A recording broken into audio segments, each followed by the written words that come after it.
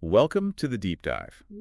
For years, we've been seeing a really worrying trend, Hmm. a significant increase in colorectal cancer, but specifically among younger adults. Yeah, it used to be thought of as, a disease mainly affecting older people. Exactly.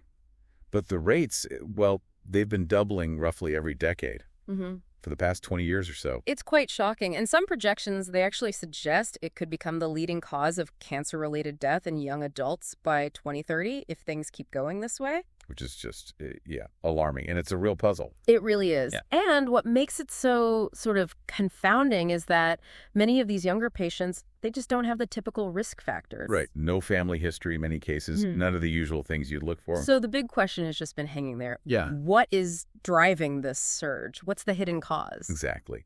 Which brings us neatly to the source we're digging into today. Okay. We're going deep into a fascinating new study. This one was led by researchers out of UC San Diego, just published in Nature, April 23rd, 2025. And it's a big international effort, right? Not just one group. That's right, a global collaboration. And it points towards a potential factor that starts surprisingly early in life. Okay, I'm intrigued. So our mission today is really to unpack this research, try to understand it piece by piece, and figure out what it might mean for this really concerning rise in early onset colorectal cancer. Sounds good. And I think at the absolute heart of this study is something called colibactin. Colibactin, okay. Yeah. Now, for anyone who hasn't come across it, colibactin is actually a toxin. It's produced by certain specific strains of E. coli bacteria. The E. coli that can just live normally in our gut, in the Right. colon and rectum. Exactly. Some strains produce this toxin. And the unsettling part is that this toxin can directly damage our DNA. Okay, let's pause there a sec. So we might have bacteria living inside us, quite normally perhaps, that are making something that can actually harm our genes. That's the idea. And so what this study discovered, the real core finding, is about the link between this toxin and early onset colorectal cancer. Right. So what's the connection they found? Well, they found that exposure to colibactin, specifically in early childhood, seems to leave a kind of lasting mark, a very distinct pattern of mutations on the DNA in colon cells. A mutation pattern. Like a fingerprint? Kind of, yeah. The researchers are thinking of it almost like a genetic scar. And the idea is that this early damage, the scar, could significantly increase the risk of developing colorectal cancer much younger than usual. Wow.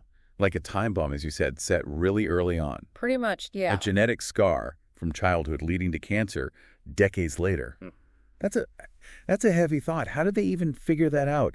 Connecting something from maybe age 5 or 10 to cancer at 30 or 40? What was the method? So they did what's called a genomic analysis. You can think of it like searching for those specific genetic fingerprints, those scars, across a huge library of genetic data. Okay. They looked at the DNA from 981 colorectal cancer tumors. Almost 1,000.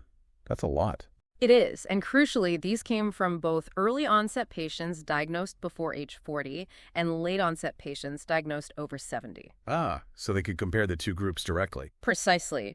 And they got these samples from 11 different countries, places with different rates of colorectal cancer, so they cast a really wide net, geographically speaking. Okay, massive data set comparing young versus old across different countries. What did the results show? What did those genetic fingerprints tell them? The key statistic, the one that really stands out, was pretty remarkable. That specific DNA mutation pattern, the one they linked to colibactin, Yeah. it was 3.3 times more common in the early onset cases, the under 40s, compared to the late onset cases, the over 70s. 3 times more common. That's significant. Yeah. And they also saw that this pattern was more frequent in tumors from countries that generally have higher rates of this early onset form of the disease. It's sort of correlated geographically, too. Okay, that strengthens the link quite a bit, doesn't it? And the researchers themselves, they obviously see this as a big deal, not just, a random correlation.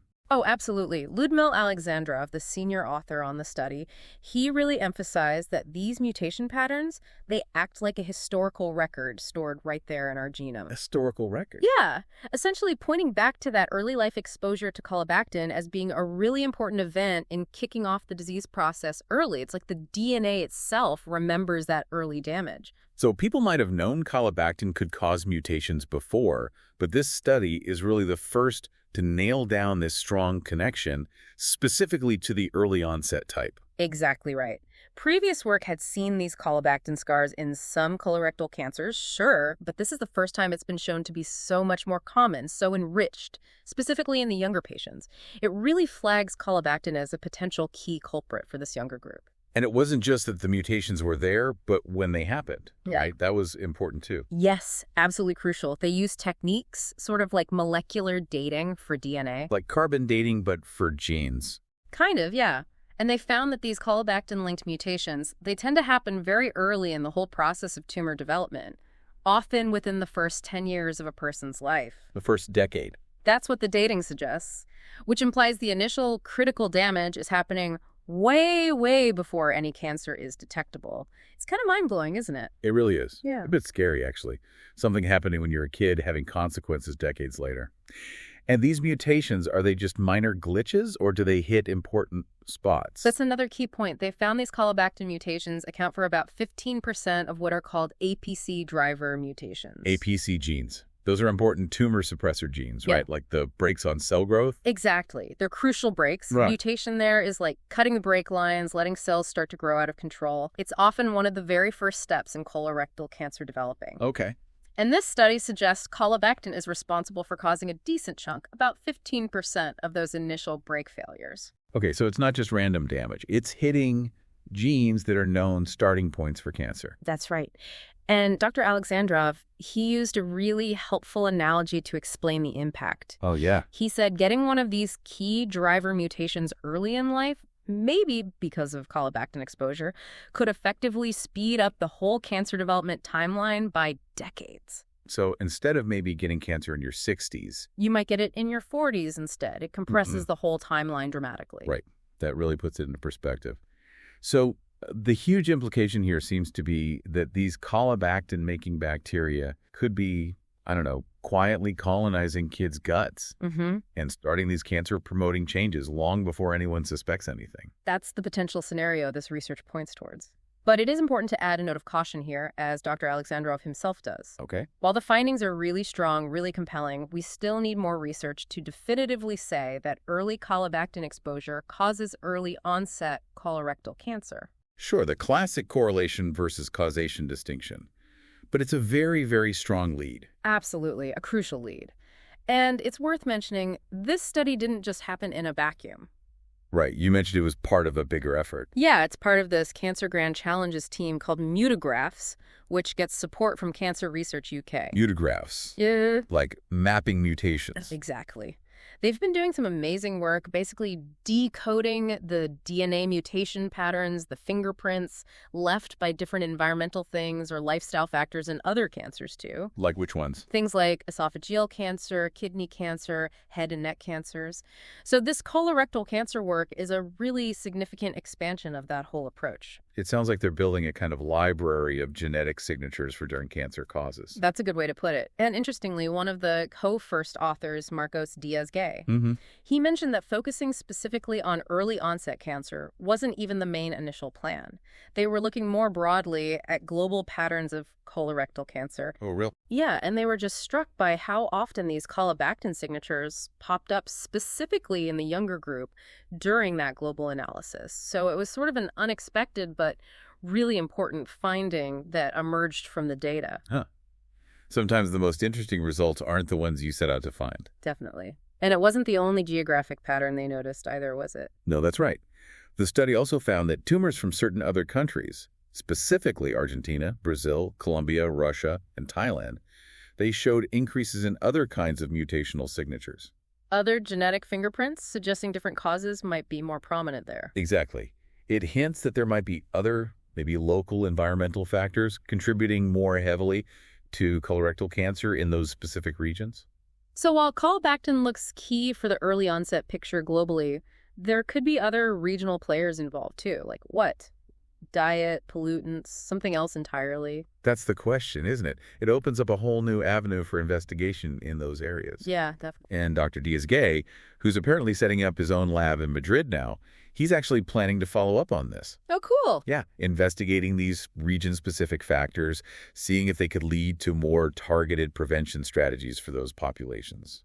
That makes sense. It sounds like this whole line of research is really branching out. It really is. And Dr. Alexandrov, the senior author, He drew a broader conclusion from all this that's really quite profound, I think. What was that? He suggested that maybe many cancers actually have their origins in environmental or microbial exposures that happen much, much earlier in life than we've typically assumed. Wow, that could really change how we think about cancer development overall. Right. It could reshape our fundamental understanding and really underscores why we need to focus more research on what happens in those very early years, even infancy and childhood. That definitely shifts the perspective, away from just focusing on adult risk factors, important as they are, to seriously considering these very early life influences. And this study, naturally, it brings up some really critical questions that need answers now, right? Oh, absolutely. Loads of questions. The researchers themselves are asking things like, how exactly are kids getting exposed to these Colobactin-producing E. coli strains in the first place? Is it food, water, person to person? We don't really know yet. Okay, so the route of exposure is a big unknown. Huge. And then what can we actually do to prevent that exposure once we understand it better? Practical prevention steps. Yeah. And does diet or lifestyle during childhood affect whether these bacteria take hold or how much toxin they produce? Good question. Could things like probiotics help? Maybe shifting the gut microbiome balance away from the bad E. coli strains. That's definitely on the table as something to investigate. Yeah. And maybe most crucially for the near term, could we develop tests for early detection? How would that work? Well, maybe non-invasive tests, like analyzing stool samples, perhaps. Looking for these specific Colobactin mutation signatures early on, especially in people who might be at higher risk for some reason. So find the scar long before a tumor develops. That would be the goal. So yeah, lots of unknowns still, but this study has provided a really vital foundation to build on. It definitely sounds like it.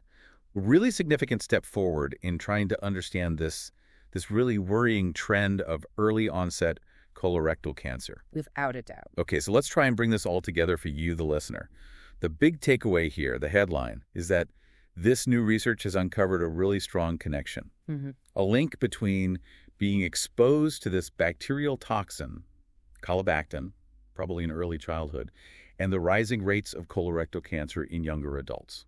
And that link is backed up by finding these very specific DNA mutations, these genetic scars that seem to be caused by Colobactin, and they're much more common in younger patients. Right.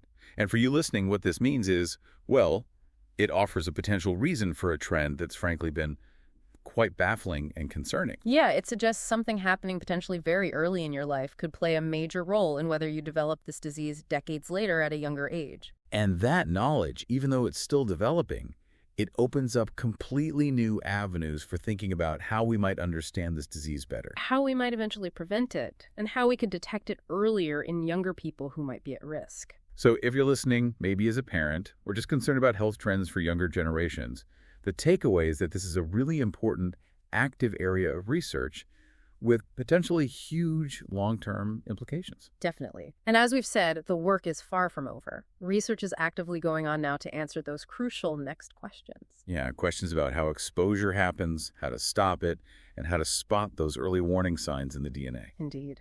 Which kind of leads us to a final thought, something for you to maybe mull over. Okay.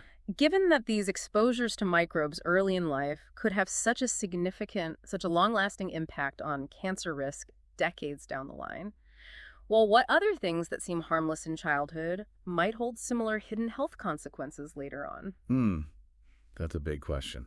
It is. And how can we, as a society, get better at understanding these really early life influences, microbial, environmental, nutritional, on our health throughout our entire lives? Yeah.